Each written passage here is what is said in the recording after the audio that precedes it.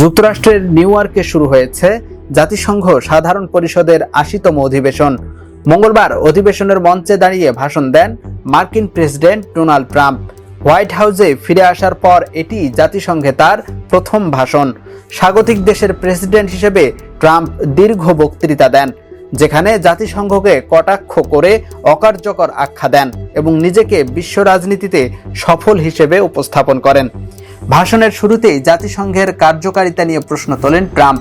তিনি বলেন, জাতিসংঘের উদ্দেশ্যই বাকি, তাদের কাজ বলতে শুধু শক্তিশালী ভাষায় একটি চিঠি লেখা। এগুলো ফাঁকা বুলি, আর ফাঁকা বুলি দিয়ে যুদ্ধ থামে না। বিশ্বব্যাপী সংঘাতে যুদ্ধবিরতি কার্যকরে নিজের ভূমিকার কথা উল্লেখ করে তিনি দাবি করেন, আমি অন্তত 7টি ক্ষেত্রে সফল হয়েছি। এ সাফল্য নোবেল শান্তি পুরস্কারের যোগ্য। একই সঙ্গে এটি প্রমাণ করে জাতিসংঘ কতটা অকার্যকর। ট্রাম্প আরও বলেন, দুঃখজনক হলেও সত্য, এসব উদ্যোগ আমাকে একাই নিতে হয়েছে, অথচ জাতিসংঘ কোনো ক্ষেত্রেই সহায়তা করার চেষ্টা পর্যন্ত করেনি। অধিবেশনে যোগ দিতে গিয়ে একটি বিব্রতকর ঘটনাতেও পড়তে হয় মার্কিন প্রেসিডেন্টকে। এসকেলেটরে ওঠার সময় ফার্স্ট লেডি মেলানিয়া ট্রাম্পের সঙ্গে তিনিও উঠতে গেলে সিঁড়িটি হঠাৎ বন্ধ হয়ে যায়।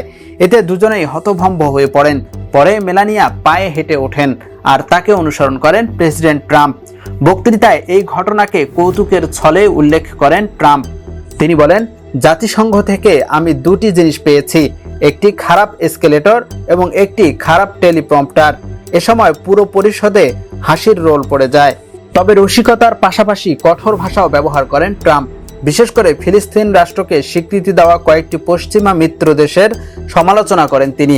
তার ভাষায়, ভয়াবহ নৃশংসতার জন্য হামাসকে পুরস্কার দেওয়া হয়েছে। একই সঙ্গে চীন ও ভারতের বিরুদ্ধেও ক্ষোভ প্রকাশ করেন তিনি, কারণ তারা রাশিয়া থেকে তেল কেনা বন্ধ করেনি।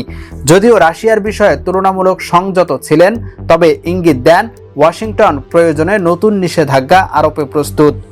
অভিবাসন ও জলবায়ু পরিবর্তন প্রসঙ্গে ট্রাম্প অভিযোগ করেন, জাতিসংঘ অভিবাসনের মাধ্যমে পশ্চিমা দেশগুলোর ওপর এক ধরনের আক্রমণ চাপিয়ে দিচ্ছে।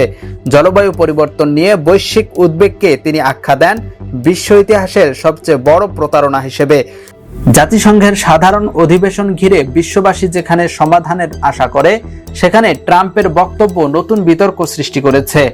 একদিকে জাতিসংঘকে অকার্যকর বলে ব্যঙ্গ, অন্যদিকে নিজেকে নোবেল শান্তি পুরস্কারের যোগ্য বলে দাবি। সব মিলিয়ে তার ভাষণ বিশ্ব নেতাদের মধ্যে আলোচনার ঝড় তুলেছে। ইএফটি ফার্স্টের সাথে ট্রেড করুন যে কোনো জায়গা থেকে। ক্যাম্পাসে ক্লাসের ফাঁকে, ঢাকার জ্যামে বসে কিংবা ঘরে বসে, ট্রেডিং এখন হাতের মুঠোয়। তাই ট্রেড করুন যখন খুশি, যেখানে খুশি।